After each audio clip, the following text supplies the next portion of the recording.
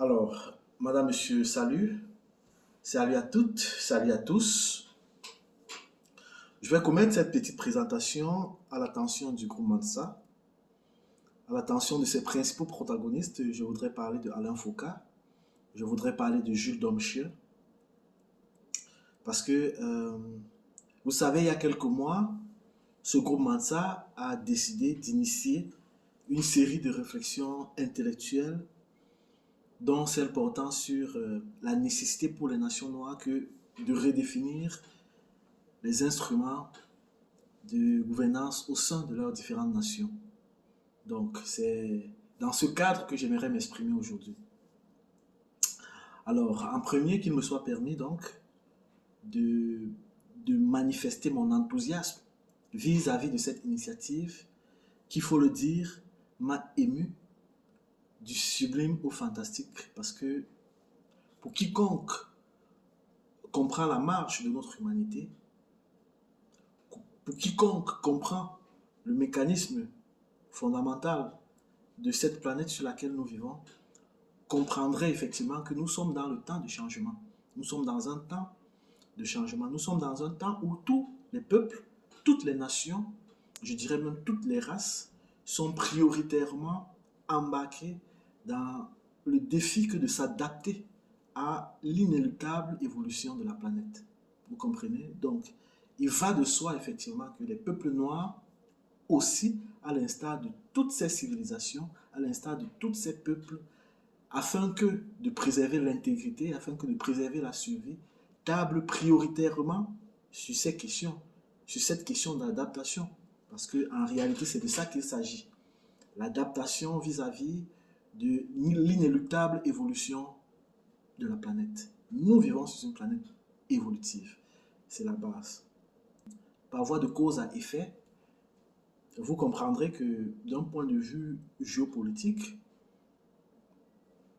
bien évidemment, d'un point de vue géopolitique, la guerre, les guerres, comme on pourrait l'entrevoir ici et là, Israël, Palestine, Ukraine, Russe et finalement Occident, Russe, Chine, la guerre n'a toujours été, n'a toujours eu pour prétexte que la redéfinition de point de vue civilisationnel, la redéfinition de portée civilisationnelle. La guerre n'a toujours eu, et ce, de façon fondamentale, des issues et même des causes civilisationnelles. Vous comprenez?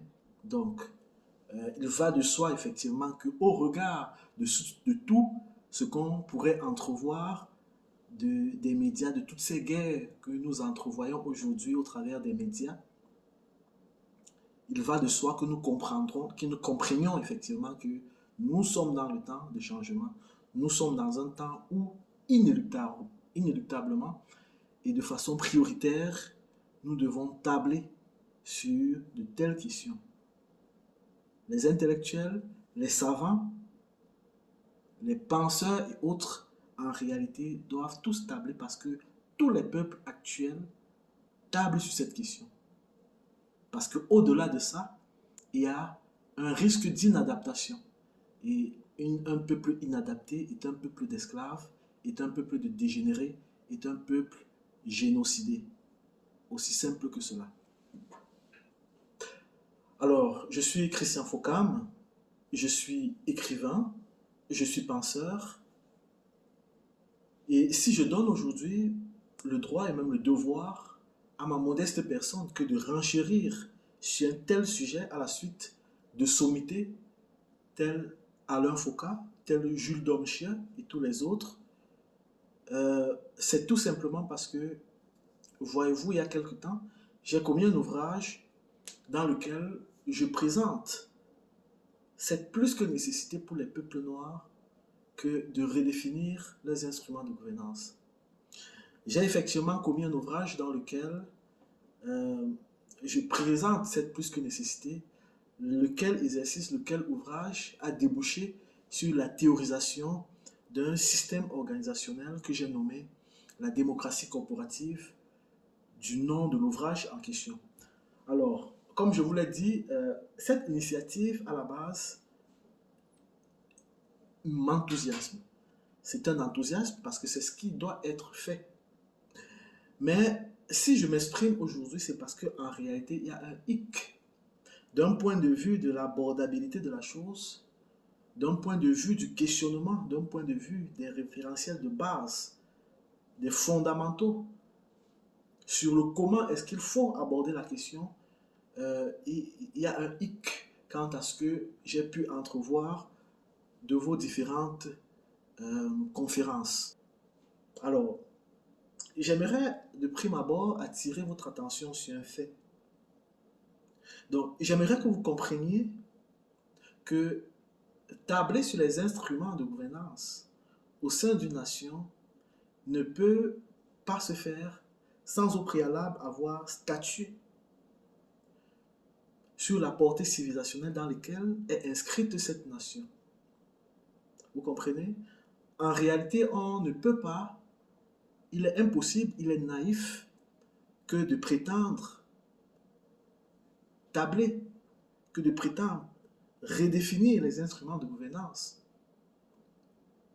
au sein d'une nation sans au préalable avoir compris, déjà compris le véritable sens, et ce à son indentation majeure du concept de la civilisation. Ensuite, il y a une question fondamentale qui a lieu de se poser. Il y a une question fondamentale qu'il faut se poser. Et la question fondamentale est: à quel mobile est-ce qu'on attribue les instruments dont on voudrait promouvoir?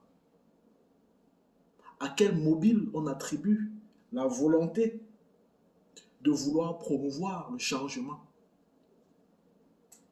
À quel mobile on attribue la réflexion qui va aboutir à la restructuration des instruments de gouvernance au sein de cette nation? Parce qu'il faut bien comprendre, et ça je vous donne une vérité, je vous donne une sagesse, il faut bien comprendre que dans la marche des humanités, ce qui fait l'homme, homme est son Dieu. C'est-à-dire que le concept de Dieu, le concept de l'humain est issu du concept de Dieu. Vous comprenez ce que je veux dire? Donc, la civilisation qui est garante de la portée, du rayonnement humain d'un individu est son Dieu. Et si d'aventure dans la définition de ce concept qu'est civilisation, si dans sa définition, son mobile n'est pas, si son mobile est questionnable, alors il y a un problème. Il y a un problème. Au lieu de se promouvoir, on va dégénérer. Vous comprenez? Un point de vue civilisationnel qui s'inscrit dans une pensée d'esclave ne peut avoir de fruits que d'esclaves. Cela va de soi. Un point de vue civilisationnel qui s'inscrit en indentation majeure sur un mobile de servitude ne peut avoir que pour fruit la servitude. Donc, il est d'importance, il est fondamental que de pouvoir statuer sur le mobile qui sustente le questionnement à lui-même. J'espère que je me fais comprendre. Et à cette dernière, il me semble effectivement que dans vos propos, vous avez évoqué pour mobile la volonté de s'inscrire dans ce que vous appelez le système antique de chefferie de royaume de l'Afrique antique, je veux dire. Donc, le mobile sur lequel vous inscrivez votre pensée, le mobile sur lequel vous inscrivez votre réflexion, le mobile, le cadre à son indentation majeure sur lequel vous tablez, vous statuez, vous inscrivez les instruments que vous voulez promouvoir au sein des nations noires sont en réalité, je parle sur votre gouverne, s'inscrivent, sont extirpés, sont calqués sur les systèmes antiques, sur les systèmes de l'antique Afrique basés sur la royauté, basés sur la chefferie. Alors, c'est la raison pour laquelle je voudrais m'exprimer en faux par rapport à cela. Qu'il vous plaise de comprendre, qu'il vous plaise de m'écouter avec hauteur et non pas de façon épidermique. Alors, cher Goumansa, cher Alain Foucault, cher Jules Domcher, chers autres, en m'inscrivant en faux sur ce mobile qui est le vôtre, que de tabler sur le retour à des systèmes de l'antique Afrique, de royauté et de chefferie, j'aimerais que vous compreniez un fait. Ok? J'aimerais que vous compreniez un fait. En réalité, évoquer un système organisationnel basé sur l'antique Afrique, un système basé sur des chefferies, sur des royautés de l'antique Afrique, en réalité matérialise une certaine ignorance, une certaine méconnaissance des fondamentaux même qui lead à la mise en place de la redéfinition des instruments de gouvernance au sein d'une nation, qui lead la redéfinition de la portée civilisationnelle d'une nation. La plupart des penseurs ont toujours prétendu que l'Afrique ou les nations noires, pour se promouvoir, devraient revenir à d'antiques systèmes de chefferie, de royauté. Mais permettez-moi de vous faire comprendre qu'en réalité, et ce fondamentalement, aussi bien dans la forme que dans le fond, c'est une erreur. Vous comprenez? C'est une erreur fondamentale au vu de vos objectifs. Les objectifs tablés, qui sont que de redéfinir les instruments de gouvernance, sont des objectifs qui s'inscrivent dans un mouvement purement évolutif, qui correspondent effectivement à la marge intrinsèque de la planète sur laquelle nous vivons. Mais tabler sur des systèmes antérieurs, antiques, est un mouvement de dégénérescence qui contrevient fondamentalement à cette marche évolutive. Donc que ce soit sur le fond ou que ce soit sur la forme, c'est une erreur. Il faut bien comprendre que évoquer une telle dégénérescence matérialise un certain nombre d'ignorances. Un, le véritable concept de la civilisation, et deux, la réalité anthropologique vraie de l'histoire, de la marche dans le temps des nations noires. Évoquer les chefferies, évoquer les royautés, matérialise le fait que vous ne comprenez pas bien le sens véritable de ce qu'on appelle le concept de la civilisation et son rapport qu'il y a avec l'objectif ici visé, que vous visez. Et ensuite, remet en cause votre connaissance de ce qu'on appelle l'anthropologie, ou alors tout simplement, entre griffes, l'histoire de la marche des nations noires dans le temps et dans l'espace. C'est très important. Alors, j'aimerais que vous compreniez un fait. J'aimerais que vous compreniez, et ce de façon fondamentale, un certain nombre de choses. Il faut bien comprendre que promouvoir la civilisation au sein d'une nation signifie nommer l'être, nommer l'existant. Je vous ai fait comprendre qu'il est absolument illogique, il est absolument naïf que de prétendre redéfinir les instruments de gouvernance au sein d'une nation sans avoir au préalable statué sur la portée civilisationnelle qui a cours dans cette nation-là.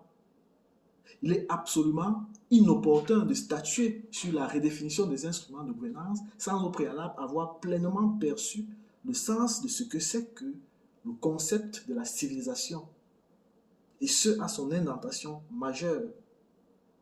J'aimerais que vous compreniez alors, promouvoir la civilisation au sein d'une nation, c'est prendre à son compte le temps. C'est se donner la capacité de nommer l'être, de nommer l'existant.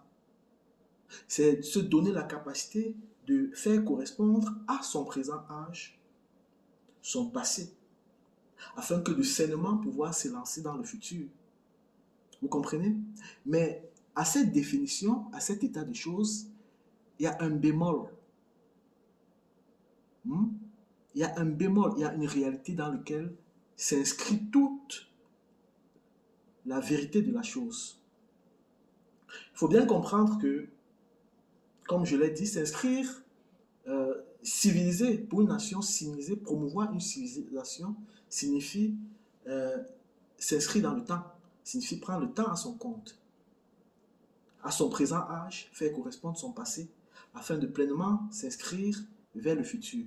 Mais il se trouve qu'en réalité, il n'existe pas d'histoire qui puisse être racontée de façon rectiligne. Vous comprenez?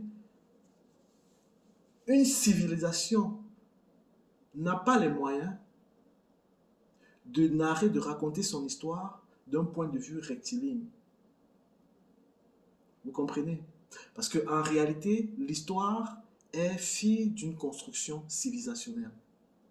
Mais pourquoi l'histoire est fille d'une construction civilisationnelle? C'est tout simplement parce que nous vivons dans une réalité qui n'est absolument pas rectiligne. D'un point de vue énergétique, d'un point de vue scientifique, la réalité qui sustente une nation primitive et sauvage n'a rien à voir avec la réalité qui sustente une civilisation, une haute civilisation. Donc, aucune civilisation ne peut entrevoir sa marche dans le temps depuis sa nature primitive et sauvage jusqu'à son présent âge rayonnant de civilisation. C'est impossible parce que la gamme énergétique, les gammes énergétiques n'ont rien à voir. L'histoire, d'un point de vue de la réalité, d'un point de vue du manteau de la réalité dans lequel nous vivons, n'est pas rectiligne. Donc l'histoire est par essence fallacieuse. Vous comprenez? Et c'est la raison pour laquelle toutes les civilisations ont dû faire face à cette inconsistance. Toutes les civilisations actuelles ont fait face à cette inconsistance liée à la mécanique de la planète sur laquelle nous vivons. Vous comprenez? C'est la raison pour laquelle toutes les civilisations ont inéluctablement construit leur histoire. Parce que c'est pourquoi je vous dis encore, l'histoire est fille d'une portée civilisationnelle. La preuve, une nation comme la Chine, par rapport à la Grande Muraille de Chine, en réalité, il faut bien comprendre que la Grande Muraille de Chine n'a en rien été bâtie par l'actuelle nation chinoise. Mais pour besoin de commodité historique, afin que de pleinement s'inscrire dans le temps, de faire correspondre leur présent âge à un hypothétique passé, pour pouvoir harmonieusement s'élancer dans le futur, il faut nécessairement que cette muraille de Chine, qui fait partie de leur territoire, ait été bâtie par eux. Donc il faut nécessairement que dans une rubrique de leur histoire, qu'ils puissent faire mentionner un espace dans lequel ils aient été l'auteur, ils sont l'auteur de cette grande muraille de Chine.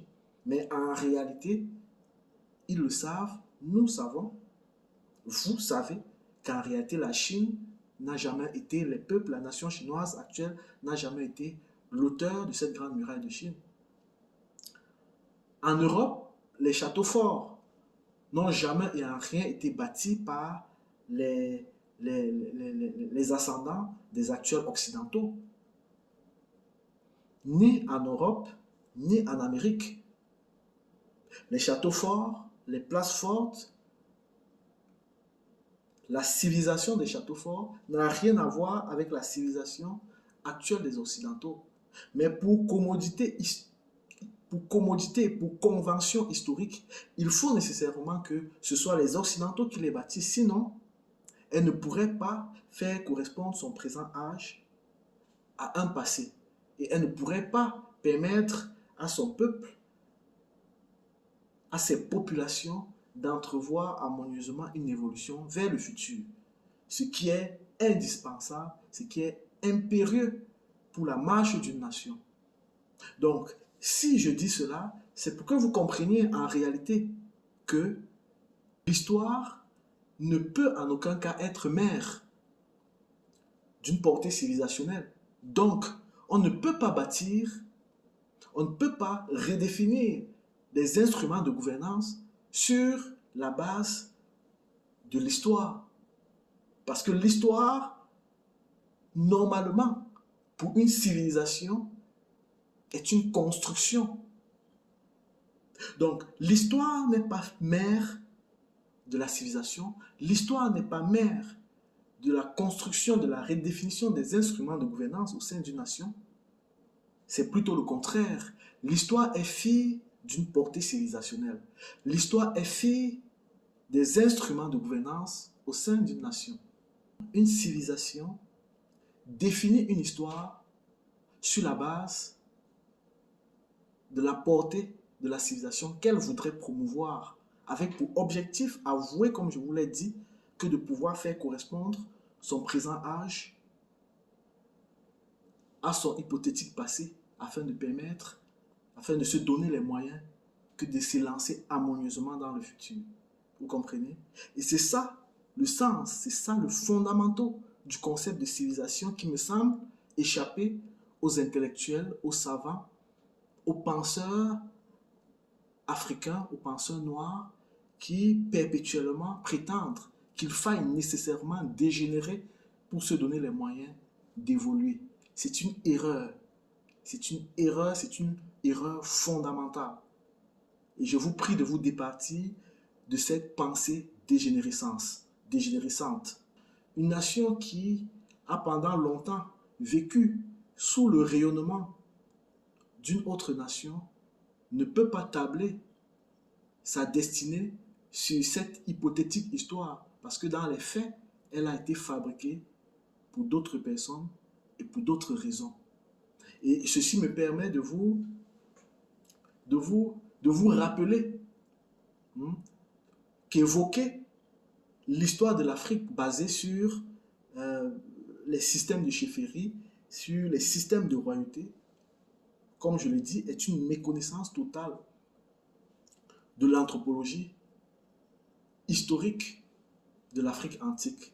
Il faut bien comprendre que ce que nous appelons aujourd'hui système de royauté, système de chefferie de l'antique Afrique, en réalité n'ont jamais et toujours été que des vassaux d'un système mondial, d'un système beaucoup plus vaste, avec pour objectif, avec pour ambition que de prédation, que d'esclavagisme. Vous comprenez? Vous savez, nous savons, le monde sait que même nos chefs, même nos rois les plus nobles, n'ont toujours été que des vassaux, n'ont toujours été que des imposteurs, à la solde de ce système dont les origines remontent à l'antique royaume, à l'antique empire gréco-macédonien. Vous comprenez? Les royautés telles que nous les connaissons aujourd'hui en Afrique, les chefferies telles que nous les connaissons aujourd'hui en Afrique, est le déploiement de cette civilisation basée sur la prédation, sur la rapine. À moins que vous voulez faire revivre une antique imposture, je comprends mal. Je comprends mal cet acharnement à faire revivre un fléau. Parce que c'est un fléau. Hier comme aujourd'hui, les royautés et les chefferies n'ont toujours été que des fléaux dans la marche évolutive des nations noires. Alors, donc quand j'ai dit ceci, j'aimerais que vous compreniez qu'en réalité, on ne fabrique pas des instruments de gouvernance. Non, non. On ne fabrique pas. Parce que si il m'était posé la question de savoir sur quelle base les nations noires devraient tabler, sur quel modèle, sur quel mobile, est-ce que nous devions braquer notre réflexion? Moi, je dirais effectivement que, à l'instar de toutes les nations, à l'instar de toutes les civilisations qui ont jamais existé sur cette planète, en réalité, nous devons comprendre, et ce de façon fondamentale, que on ne construit pas une civilisation. On ne construit pas des instruments de gouvernance. Et quand je dis on ne construit pas, c'est de façon ex nihilo. Il n'y a pas d'instruments de gouvernance, il n'y a pas de portée civilisationnelle qui s'établissent de façon ex nihilo. Pour la simple raison, et ce, toutes les nations, toutes les civilisations le savent, nous vivons sur une planète évolutive, nous vivons sur une planète archétypale. Nous vivons sur une planète qui vit et qui elle-même promeut à sa propre destinée. Donc, dès lors qu'il est question de lui opposer une construction humaine, une construction technologique, une construction sociale, on devrait se référer à elle. Vous comprenez? Et toutes les civilisations n'ont toujours eu qu'à faire cela. S'inscrire, reprendre à leur compte les archétypes bâtisseurs de la planète et l'adapter à la portée évolutive de cette planète. Nous vivons sur une planète archétypale, nous vivons sur une planète évolutive. Et dès lors qu'il est question de lui opposer une construction humaine, une construction scientifique, une construction sociale, et avec le désir de s'assurer que nous soyons en harmonie avec elle, alors nous devons prendre à notre compte ces archétypes baptismaux et de prendre en considération le fait qu'elle est évolutive, à s'adapter à son devenir, à son présent âge. Vous comprenez? Et toutes les civilisations n'ont eu à faire que ça. Et c'est ça le secret.